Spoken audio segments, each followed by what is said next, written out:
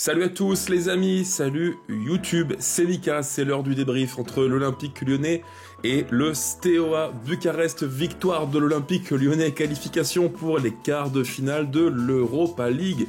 Ça fait plaisir, bon match de foot, de belles séquences de jeu, de belles sorties de balles sous pression, de très jolis buts et surtout des prestations à la fois individuelles et une prestation collective qui font vraiment très plaisir les amis. C'était un bon match de foot, on va pas se mentir.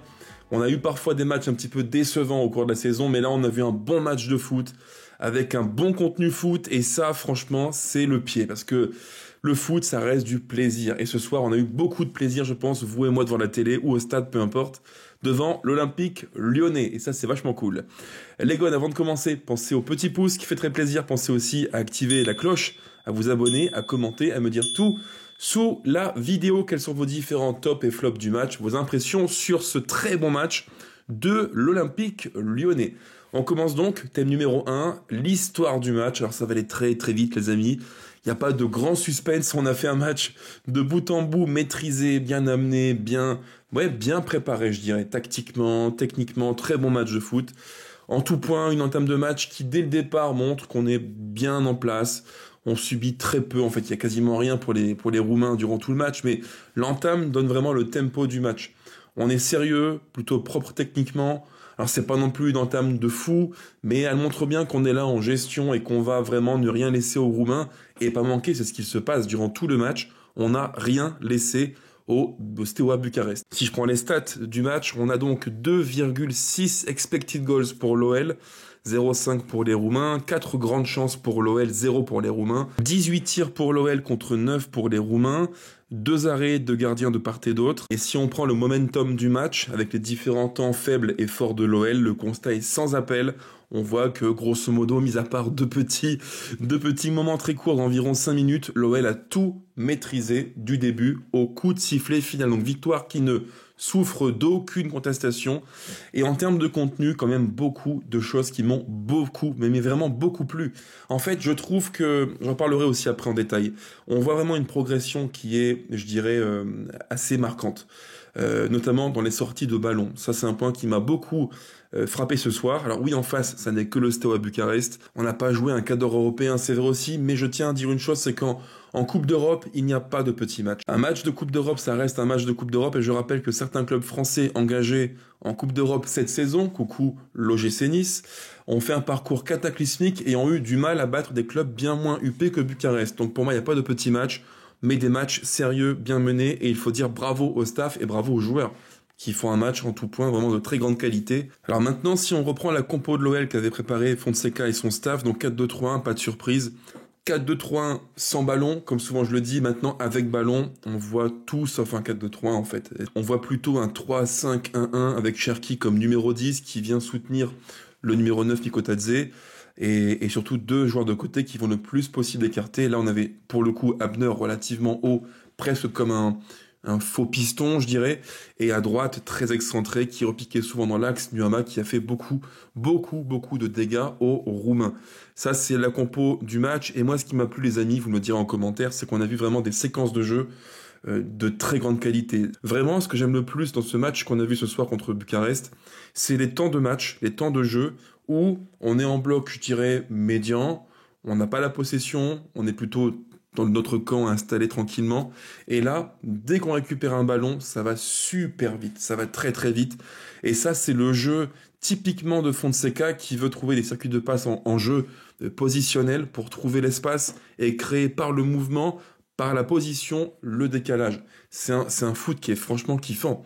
Les quelques séquences de jeu où on marque comme ça vite, en transition rapide, où on pique, typiquement le but à la fin de match, le but du 4-0 pour Nuama, c'est ça. Tout part d'une action en récupération basse dans le camp de l'OL. Là, c'est tout de suite Almada qui trouve en une touche verticale Mikotadze, et dans la foulée, centre pour Nuama, frappe et but. C'est typiquement ce foot-là que j'aime beaucoup, qui est très rapide, qui est vertical, qui est vraiment un jeu assez direct et qui est bien pensé.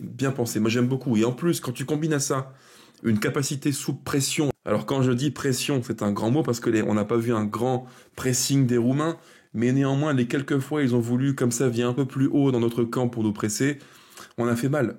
Et là, on sent qu'il y a un circuit de passe préférentiel qu'a travaillé Fonseca et le staff, et qu'on voit beaucoup, qu'on voit souvent, et qu'on a beaucoup vu ce soir. Typiquement, quand Lucas Perry a le ballon, il est en position, je dirais presque de libéro à l'ancienne, quoi. Donc il a le ballon, on demande à nos deux centraux qui sont Nakate à gauche, Mata à droite d'écarter le plus possible, d'écarter, de soutenir Perry à la relance.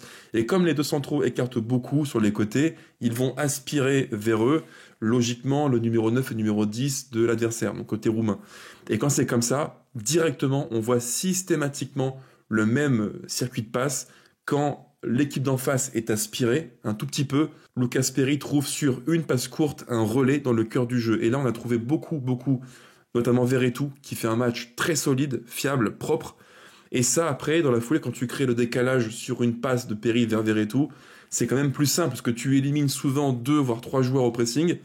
Et là, tu as des décalages qui se font naturellement. Et ça, c'est un vrai axe de progression de l'OL qui, sous pression, ressort très bien les ballons. Et si on reprend le fil du match, les amis, je suis sûr que si on faisait du séquençage vidéo de toutes nos actions au cours du match, je pense que les 3/4 de ce qu'on peut se créer comme occasion viennent toutes, ou presque, de séquences de transition sous pression assez rapide, où on sort proprement le ballon grâce à un jeu de position de grande qualité. Et quand tu combines en fait l'équilibre que Fonseca instaure avec comme je vous l'ai dit, une sorte de 3-5-1-1 avec ballon, quand tu combines ça, l'équilibre, la rigueur, le pressing qu'il est en train de mettre en place progressivement, plus une qualité technique au rendez-vous, ce qu'on a vu ce soir, face à un Bucarest, il faut le dire, plus faible, c'est vrai aussi, tout ça fait qu'on a une équipe qui joue bien au foot et qui procure beaucoup de plaisir. Alors oui, c'est vrai, il faut aussi le dire en débrief, côté roumain, je pense qu'ils n'ont pas mis tout ce qu'ils pouvaient mettre. Voilà, c'est sûr. D'ailleurs, le président roumain avait dit en après-match, lors du match aller, donc à la fin du match, il avait dit que son club ne jouerait pas le match retour chez nous à fond, parce qu'ils ont un énorme match à faire ce week-end en D1 roumaine. Et pour eux, le match était plié donc depuis le match aller. Donc forcément, je pense qu'en termes d'investissement, on n'a pas vu une équipe hyper déterminée côté roumain. Mais comme je vous l'ai dit, en Europa League, il n'y a pas de petits matchs. Il n'y a que des matchs sérieux qu'il faut jouer avec intensité, conviction et détermination. Et moi, j'aime beaucoup ce qu'on fait ce soir. Un match de grande qualité, discipliné, collectivement, je dirais une forme d'altruisme les uns par rapport aux autres. J'ai vraiment vu des choses très positives qui me font croire que dans un monde idéal où tout se goupille bien pour l'OL, peut-être, si on est très optimiste comme j'aime bien l'être parfois, peut-être qu'on peut espérer voir de belles choses, de très belles choses d'ici la fin de saison et en Ligue 1 et en Europa League. Et pour nous, ça passera par Manchester United qui a battu ce soir la Real Sociedad, donc qualifié contre nous en quart de finale. On enchaîne, on passe directement au top et au flop du match. Alors, les tops du match, franchement les amis, il y en a beaucoup là. Là, compliqué de faire un choix. Je vous suggère un trio, peut-être, ou même 4 joueurs. Je dirais plutôt un trio qui m'a davantage plu que le reste. Alors c'est vraiment, on a vu un bon match. Je rappelle, on a vu un bon match de foot. Donc, dans un bon match de foot, il y a beaucoup de bons joueurs. Ça, il faut le dire. Donc, distinguer un top, c'est compliqué. Les 3 qui m'ont le plus plu, je dirais number one, sûrement Mikotadze, qui fait un match, je trouve, de neuf de grande classe, quoi. Vraiment. Alors oui, je sais que vous allez me dire, Mika, tu n'es pas très objectif, tu aimes beaucoup Mikotadze, c'est vrai, j'assume, j'aime beaucoup ce joueur, qui pour moi a trop de qualité pour être un banal numéro 9 comme ça qu'on pourrait ne pas respecter en Ligue 1. C'est vraiment un bon numéro 9. Il a plein de points forts. Dans la culture des numéros 9 qu'on a eu chez nous à l'OL, c'est quelqu'un qui est dans la lignée de ces numéros 9-là, qui ont un bon rapport au ballon, techniquement facile, sous pression, à l'aise, petits espaces, combinaisons. Et lui en plus, c'est un tueur. Il est clinique. Il est vraiment clinique. Le but du 1-0 qu'il met, il nous met sur les bons rails. Mais dès le départ du match. Ça, c'est un plus qui est énorme. Quand tu as ton numéro 9 qui dit « je prends le ballon, je vais aller au bout et je mets ce but du gauche après une accélération, une double accélération », bah, moi je dis bravo, respect Georges, quoi. Son second but, pareil, c'est la classe. C'est la classe des grands numéros 9 qui prennent le ballon, qui contrôlent et directement savent exactement où ils sont, bien situés, ils ont repéré les cages sans regarder, frappe en pivot, but. Ça va super vite, ils dégainent très vite sa frappe. Franchement, ouais, pour moi, c'est un bon match, un très bon match de numéro 9. Donc évidemment, et en plus la passe D en fin de match pour Nuama sur le but du 4-0. Bravo Georges, c'est en tout point un match royal de ta part. En même temps pour le roi Georges, c'est évident que on ne pouvait pas espérer moins bien que ça. Je pourrais aussi évoquer en second top un joueur qui m'a beaucoup plu, même si certains diront dans le contenu, parfois on peut encore mieux faire, jouer plus simple. C'est vrai, c'est vrai. Ryan Cherki, c'est vrai évidemment. Mais le match que fait Ryan en termes de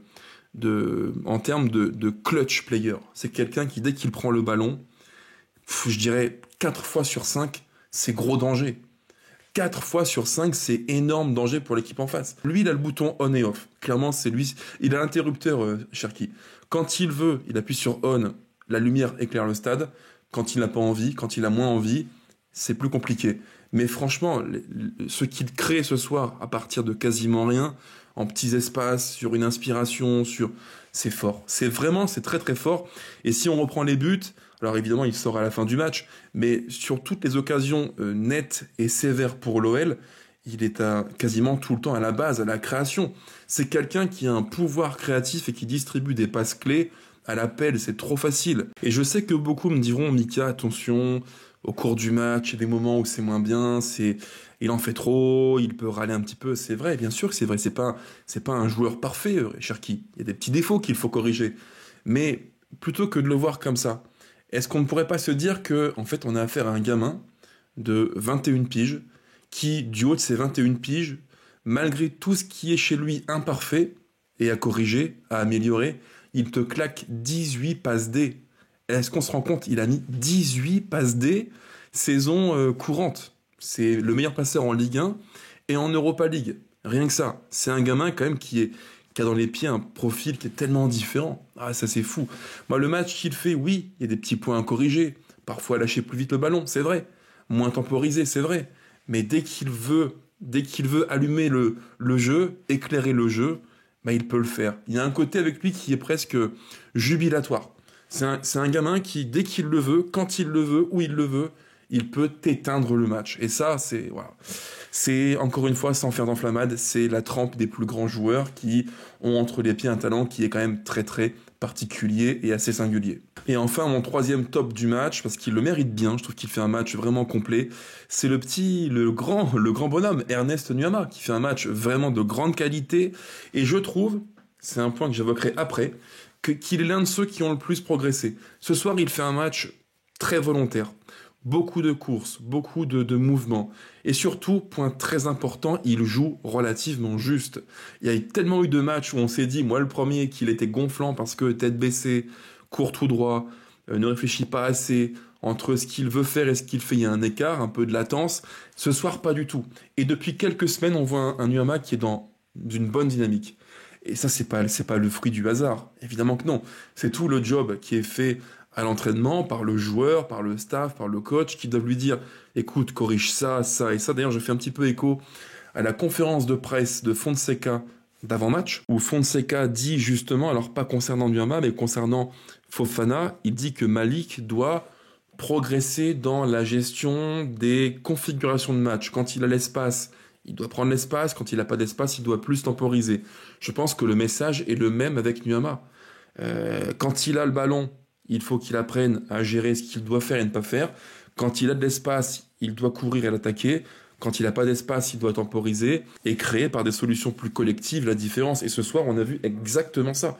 Moi, j'ai vu un joueur avec Nuama qui a su, dans les bons moments, libérer le ballon, le garder, le conserver, percuter, prendre l'espace. C'est quasiment... Alors, c'est pas un sans faute, c'est encore pas mal de déchets à corriger, mais le jour où il corrigera ça, où on verra un Nuama qui est à la fois discipliné et collectivement dans la compréhension du jeu, plus un déchet technique minimisé, on aura affaire à un super joueur. Alors, il y a du boulot encore, une progression qu'il faut établir, compenser, mais ce qu'il fait ce soir, c'est de grande qualité, et les buts, son doublé qu'il met, récompense un match de très bonne facture pour Ernest Nuama. Donc bravo à lui, c'est mon troisième top du match. J'aurais pu dire aussi, dans le prolongement, mais un degré moindre, parce que souvent... On ne le souligne pas, on ne parle pas des joueurs de l'ombre, mais pour moi, Verretou fait un très bon match. Mais vraiment, j'insiste, un très bon match. Je pèse mes mots, Verretou fait un très bon match. En jouant simple, fiable, pied droit, sécurité, et quasiment sur toutes nos phases de jeu où on sort les ballons proprement, c'est lui qui initie le décalage. Quand Perry a la balle en bloc très bas, donc on est dans notre camp, en phase de relance, il est ce joueur du pivot double qui vient décrocher, proposer, toucher le ballon et directement orienter, passe verticale. Franchement, Verretou fait un très bon match ce soir. Il pourrait être, avec les 3 de devant, top du match sans problème. Il fait un vrai bon match. Maintenant, rayon flop, alors c'est un grand mot flop, il n'y a pas de flop au sens mauvais joueur, pas du tout. Mais pour moi, il y a un joueur qui est un petit peu en dessous. Alors n'y voyez pas du tout d'attaque contre lui, d'obsession contre lui, pas du tout. C'est Tessman, je trouve qu'il peut mieux faire, il doit mieux faire. Il y a des moments du match où parfois tu te dis, bon, il déconnecte, un peu de déchets techniques, des touches imprécises, parce que je pense qu'il est un peu trop parfois facile. Et comme en plus il n'a pas une mécanique physique hyper rapide et dynamique, t'es pas à l'abri d'une couille. Donc attention à ça, le jour où on va jouer une équipe qui sera plus dans le pressing et plus intense, on aura beaucoup de mal. D'ailleurs, rappelez-vous le match aller en Roumanie, c'est exactement ça. Durant une demi-heure, on est en grande souffrance parce que dans le cœur du jeu, on ne parvenait pas à sortir sous pression. Là, c'était moins le cas ce soir parce qu'on a eu plus d'espace pour jouer et nous organiser. Mais quand il faudra jouer plus serré, avec moins d'espace et de temps, j'ai un peu peur de Tessman. Voilà. Mais après, il fait un plutôt correct match. C'est pas non plus un flop au sens mauvais match. Mais pour moi, il est en dessous des autres qui font tous un match de grande qualité. Voilà en gros mes tops et mon flop du match contre Bucarest. Et d'ailleurs, j'y pense. Dans mes tops du match, Cherki, comme je vous l'ai dit, qui n'a pas été pris en bleu, tout comme Tolisso. Je m'étonne. Alors, ils n'ont pas la carte, c'est vrai. Ils ne sont pas estampillés ni OM, ni PSG, ni Monaco. C'est vrai. Évidemment que c'est vrai. Mais dans une saison où tous les deux ont une place prépondérante à l'OL qualifiée en quart de finale de l'Europa League, prétendant au top 4 en Ligue 1, je m'interroge. Vraiment, je m'interroge. Maintenant, d'un point de vue purement égoïste, tant mieux pour nous. On les garde au chaud à l'OL, pas de blessure, c'est très bien. Mais dans un monde méritocratique, franchement, quand je vois la gueule du milieu de terrain de l'équipe de France, Tolisso a 1000 fois sa place, sans débat possible. Et Cherki, pardon, mais lui aussi, il aurait dû y être. Alors, vous allez me dire, oui, mais il y a du monde. Thuram, Kolo Muani, Mbappé, Dembélé, ok, Désiré Doué. Là-dessus, pas de souci, il y a en effet de la concurrence. Mais quand tu as un profil comme Cherki, qui est tellement particulier, singulier, prends-le. Désolé, mais prends-le, trouve-lui, fais-lui une place. Désolé, mais quand tu cumules des profils hyper axiaux comme Kolo Muani, Thuram, Mbappé ou autres, et aussi même Dembélé, qui maintenant est un faux numéro 9 avec le PSG, et tu dis non à Cherki, moi ça me dérange. Voilà, ça me dérange. Dans un foot qui est très très standardisé, robotisé, avec des mecs qui sont tous puissants, qui courent vite, de vrais Golgoth, t'as un profil comme Ryan qui est très très différent, qui est à part, qui est un petit peu dissonant dans le football français, et tu ne le prends pas. Tu n'arrives pas à lui créer de la place. Moi, ça me fait chier. Voilà, c'est mon coup de gueule du soir, ça me fait chier de voir qu'un tel profil est mis de côté. D'ailleurs, tout comme Akliouche, moi quand je vois Désiré Doué, Akliouche et Cherki, pour moi les trois doivent toquer sous peu en équipe de France. Quand on voit Akliouche contre le Benfica, le match qu'il fait, grande qualité. Désiré Doué, heureusement qu'il y est, parce que ce qu'il fait avec le PSG, c'est de grande qualité. Et donc, heureusement qu'il y est en équipe de France. Mais Ryan, pour quelle raison, pour quelle foutue raison ne pourrait-il pas y être en fait? On a souvent dit, enfin ces grands détracteurs ont souvent dit, joueur irrégulier, inconstant, soliste, qui parfois joue contre l'intérêt du jeu, tout ça, ça a presque disparu. Et en plus, il stat. Il a fait quand même, sur les 8 derniers matchs, il en est à 3 buts et 9 passes D. Ou 10, 9 ou 10, j'ai un doute. 10 passes D, 3 buts sur les 7 derniers matchs. Qu'est-ce qu'il faut de plus? L'argument du il n'est pas régulier, il ne state pas, ça ne tient plus, ça ne tient plus. Et dans un foot qui manque d'inventivité, de joueurs géniaux comme lui, punaise quoi, faisons-lui une place quand même. Et enfin, pour ne pas terminer sur une note négative de mon coup de gueule, troisième thème de la vidéo que j'ai appelé progression, parce que oui, l'OL progresse collectivement, je vous l'ai dit, sous pression, sortie de balles très propre, en transition, en jeu plus direct, c'est vachement beau ce qu'on voit depuis quelques semaines. En jeu positionnel, là encore une progression qui est assez intéressante avec des joueurs qui maintenant occupent bien l'espace les uns par rapport aux autres, mais surtout progression individuelle. Avec pour moi 2 joueurs qui sont vraiment très très symptomatiques, je dirais même presque 3. Alors, j'ai été très dur envers Nakate lors du match contre Nice, même trop dur, je le regrette, parce que vraiment j'étais, je pense, un petit peu trop focus sur le jeu au pied et pas assez dans ce qu'il sait faire défensivement parlant, mais quand je prends Lucas Perry, dans sa compréhension du jeu, du nouveau rôle qu'il a de premier relanceur qui doit attirer le pressing adverse pour créer un décalage balle au pied, progression qui est folle. Lucas, il est sur une dynamique hyper positive. C'est pas le hasard, ça. C'est du boulot, beaucoup de boulot. Et quand je vois ce que Nuama fait depuis 2-3 semaines en termes de prestations individuelles, on est sur une progression affirmée, claire. Et ça, c'est pas le hasard. Dans le foot, il n'y a pas de hasard, il n'y a que du boulot et de la progression à l'entraînement, sur le terrain et en dehors. Et avec Nuama, on voit un joueur qui progresse. Son match de ce soir montre vraiment à quel point il commence à comprendre ce que l'on veut de lui. Il a des qualités intrinsèques physiques qui sont au-dessus de la mêlée, mais avant, il en faisait quasiment n'importe quoi. Il y a eu des matchs où je vous disais en commentaire, en débrief, punaise, il est chiant, quoi, parce que tu te dis, il a du feu dans les jambes, mais entre ce qu'il veut faire, ce que son cerveau pense, conçoit, et ce que les jambes font, il y a une forme de décalage, quoi. Il faisait tout trop vite, c'était brouillon.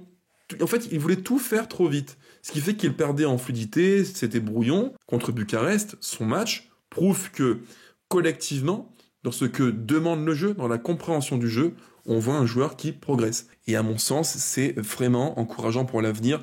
Dites-le moi en commentaire, les gones. Pour moi, on voit Noël qui progresse collectivement, individuellement, dans quasiment tous les secteurs de jeu. Et on pourrait aussi conclure en disant que défensivement, ce soir, on ne concède quasiment rien. Ce n'est que Bucarest, c'est vrai, mais défensivement, on est solide. En fait, je trouve que si on prend le 11 que Fonseca aligne match après match, il y a vraiment une forme d'upgrade assez fort.